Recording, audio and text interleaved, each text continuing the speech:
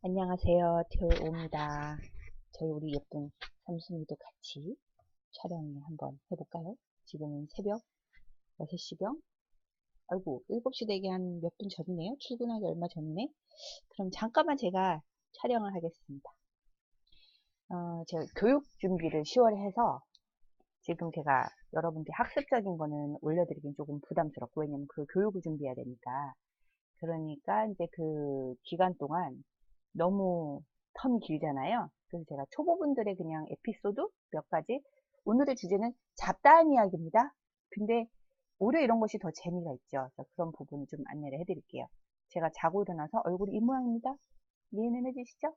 여러분 저하고 이제 한두 번 본 게 아니니까 제가 그렇게 꾸미는데 그렇게 신경을 많이 쓰는 유형도 아니고, 저는 주로 그 외모보다는 내면이 강골이 더 중요하다는 생각하는 유형이어서 그 외모 지상주의는 아니에요. 근데 남자는 외모를 본다.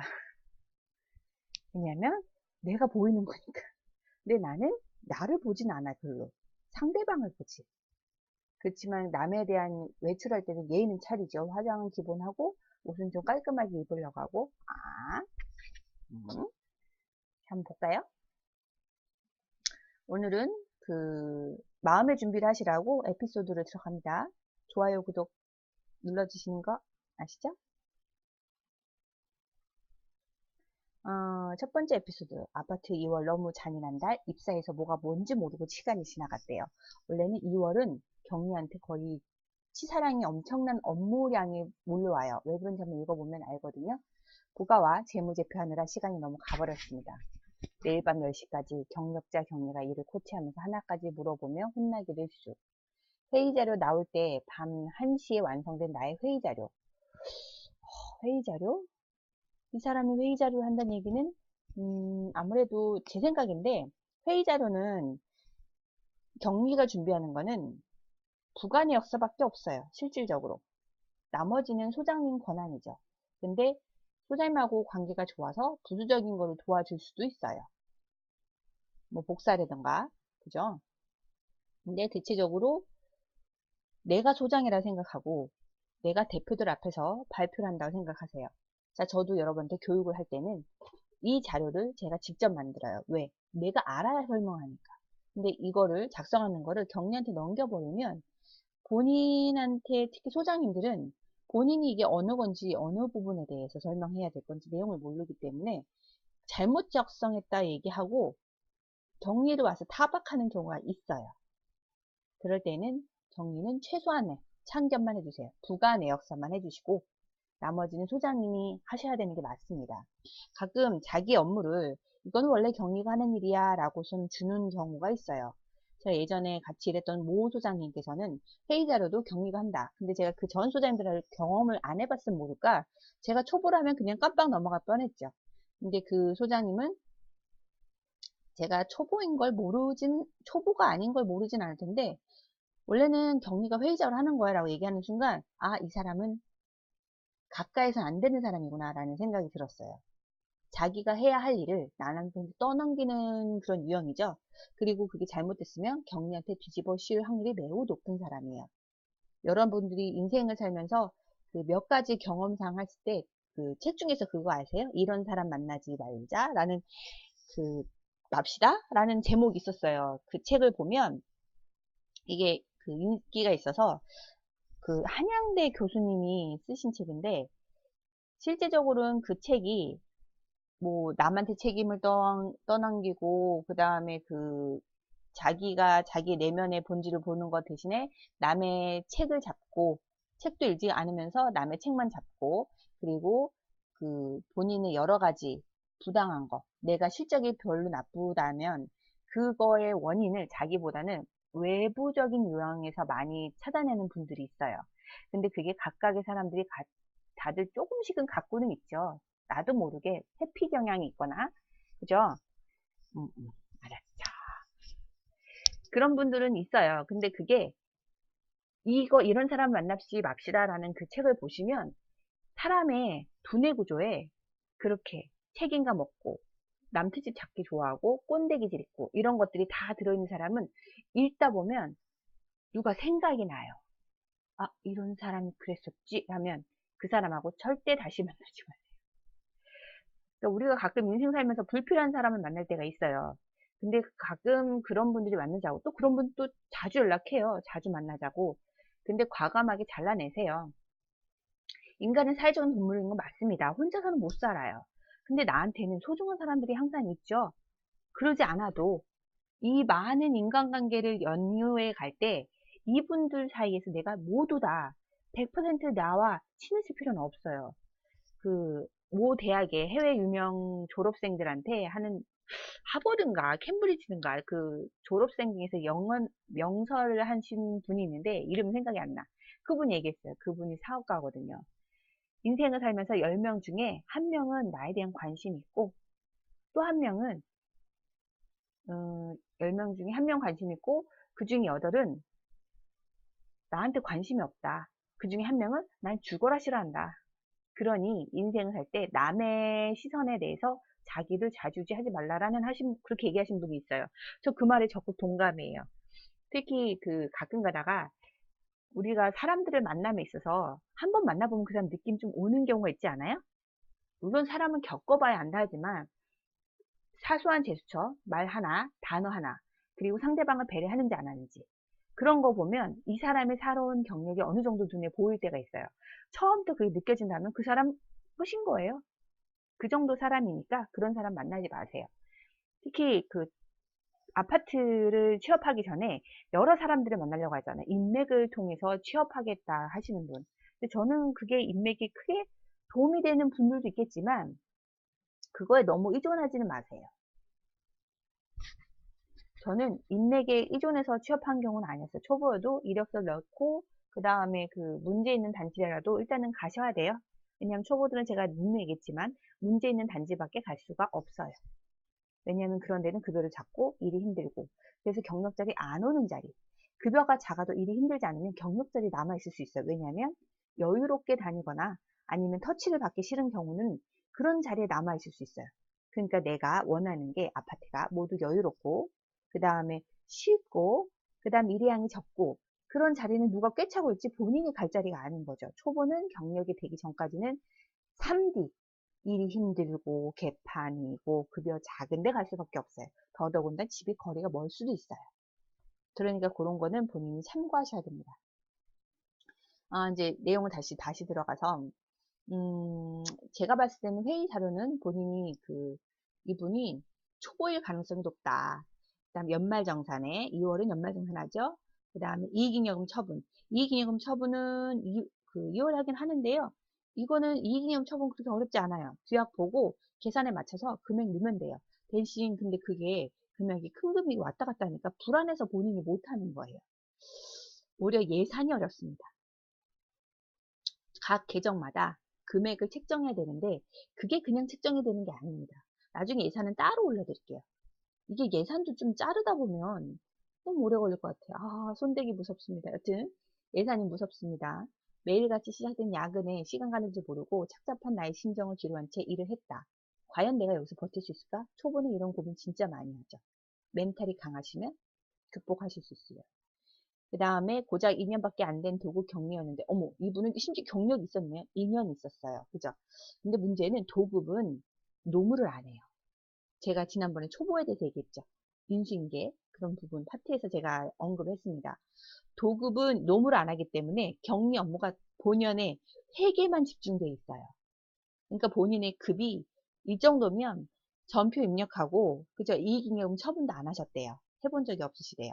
원래 이건 그 전에 소장님 하셨으면 본인이 안 배웠겠죠. 단 이 정도 도급이었으면 2년에 있었으면 이분은 준비를 하셨어요. 내가 어디 갈지 모르니 노무나 아니면 이익잉여금 처분 소장님 인생은 어떻게 짜는지 그냥 놓으시면 안 돼요. 내가 어디 갈지 몰라. 미리 준비하셨어야 돼. 시간을 그냥 보내신 것밖에 안 돼요. 2년 동안. 여기서 이렇게 무너지지 말자 하고 생각을 또 했다. 그래도 좀 긍정적이신 분이죠. 저나 뭐 책을 다 동원하고 그동안 책도 교육도 많이 받았다. 근데 여러분 교육과 책은 본인한테 도움이 되긴 해요. 근데 실제 현장에서 자기가 직접 부닥치고 만나는 그 모든 상황은 이거와 바로 연결하기는 쉽진 않습니다. 즉 철두철미하게 준비를 하셔야지 얘가 바로 연결이 되고 머릿속에 연상이 되고 그거에 대해서 정보를 찾고 일을 처리할 수가 있어요. 근데 이게 제대로 준비를 안 하고 교육도 이분은 제가 봤을 때는 책도 보고 동원하고 책도 교육도 많이 받았다. 제 생각엔 책은 이분은 정독하지 않았다는 거예요. 제 생각에. 정독을 하고 책을 2번, 3번 봤으면 연말정산에서 몇 페이지 어느 쪽 있었지 착착착 찾으면서 그거에 대해서 어느 정도 본인 생각하고 할 수는 있을 거예요. 교육도 받았어요. 근데 문제는 교육만 받았지 집에 와서 복기를 안 했어요. 그러면 소용이 없습니다. 왜 이런 거 있잖아요. 서점에 가면 책을 보면 다 사고 싶어. 책을 사. 근데 그 책을 사다 놓고 꽂아놓는 경우가 똑같은 거예요. 교육 한번 갔다 와서 다 할까요? 노노노노. 교육 한번 갔다 와서 복기를 안 하거나 자기 복습 안 하면 모든 기억력은 여러분 아시잖아요. 일주일은 살아있어요. 일주일 뒤에는 50%가 사라지고요. 그래서 그거를 연장하기 위해서 학생들은 뭐예요? 복습하죠. 그날 바로 첫날에는 100% 남아있지 않아요. 사실은. 첫날도 교육받은 날도 그나마 70이 남아있고 그 다음날은 또 그거에 반이 남아있고 일주일 뒤엔 거의 소멸해요. 아, 교육만 받았지라는 근성만 있고 누구를 만났어? 라는 생각밖에 없어요. 아니면 내가 임팩트 받았다는 것이 그동안 있던 것이 생각났으면 상관없는데 그게 남아있는 분들이면 그 전부터 예습을 많이 해가신 분들이 교육이 좀 남아요. 근데 무조건 학습을 패턴은 짠 거 없어요. 예습, 학습, 복습이에요. 그렇게 하셔야 돼요. 지금은 한 달 돌려 이제 숨을 쉬지만 난 진짜 밥 먹는 시간도 모자랐다. 이거는 본인의 삶에 따른 결과입니다. 그리고 전임경님 전화 안 받고 당연히 안 받죠. 전임자는 전화 안 받습니다. 본인도 가서 현장을 적응했을 테고 굳이 전화 받아서 같이 설득하고 그걸 하는 경우는 솔직히 여기는 별로 없습니다. 이 바닥에는. 저는 심지어 책을 이만큼 할 만큼 인수인계 해줬는데 안 보고 그거 찾아보면 다 있거든요. 저는 제 성격에 정리 다 해서 줘요. 전화해요. 콜센터 직원처럼. 제가 한 달은 전화 받아준다고 했는데 결국엔 제가 어디서 뚜껑 열렸냐면 한 달 거의 다 돼가는데 주말에 전화하셔서 제가 뚜껑 열렸어요. 주말엔 저도 쉬어야죠. 그래서 작년 문서 전표 찾아가면 천천히 했다. 연말정산이 제일 어려웠다. 이게 제일 현장에서 많이 부닥치는 게 노무입니다. 서류도 다 안 내고 해달라는 직원도 다수였다. 나한테 힘이 되어준 우리 소장님 영원히 잊지는 못할 것 같다. 초임 시절이었는데 아는 격리 투자에 사라고 격려해줬다. 근데 2년쯤 돼서 와서 아는 격리를 투자해서 해주신 거는 소장님 너무 착하신 거예요. 2년인데 넌 뭐 했어란 얘기 듣기가 제일 쉽상이 쉽죠. 응? 내가 모르는 추성의 주상복합과 확연히 달라진 일, 주상복합이시네요. 아파트하고 완전 다릅니다. 그동안 난 반쪽 격리를 한 것 같다. 내가 모를 때마다 손잡아준 주위의 격리 주인님들 다시는 잊지 못할 것 같다. 이 사람 떠나시나요? 그리고 회사 나와서 갈피를 못 잡았는데 전화모에 없어서는 안 될 판도라님. 전화모에 판도라님이라는 분이 있어요. 글을 많이 올려주시고 정보를 많이 공유해 주시죠. 저도 처음에 많이 했다가 질문자들이 너무 집착하시는 분들이 있어요. 쪽지를 보낸다든가 아니면 그 채팅 1대1 채팅 그것도 차단했거든요. 쪽지도 저 웬만하면 잘 안 읽으려고 해요. 그리고 유튜브 이걸 하면서 글을 올려주시면 격려나 이런 건 좀 보겠는데 가끔 가다가 제가 그냥 사실대로 말하겠습니다. 소장님들 중에는 본인들 소장의 업무에 파악되는 그것들을 저한테 물어보시는 경우가 있어요.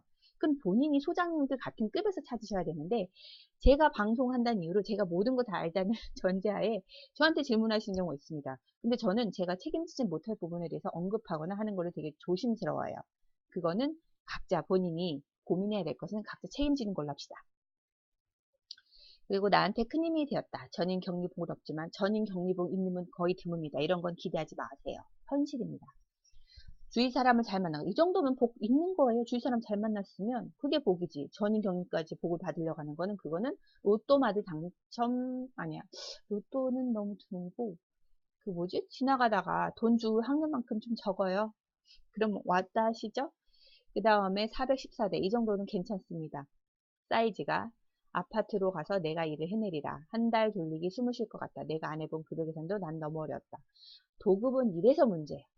있을 동안 공부하셨어야 돼요. 정말 어디서부터 손을 대야 할지 몰랐다. 한참을 울기도 하고 저녁에 아이들 밥 주고 와서 일을 했다. 나한테 먼 훗날 자양분이 되겠지. 긍정적이시네요. 이건 너무 좋습니다. 삶의 태도가. 전화번호가 있으면 힘이 난다. 한동안 울기도 많이 울었다. 라는 그 에피소드가 있습니다. 생각보다 이거 읽으니까 재밌죠? 마지막 에피소드. 제가 오늘 2개만 준비했어요.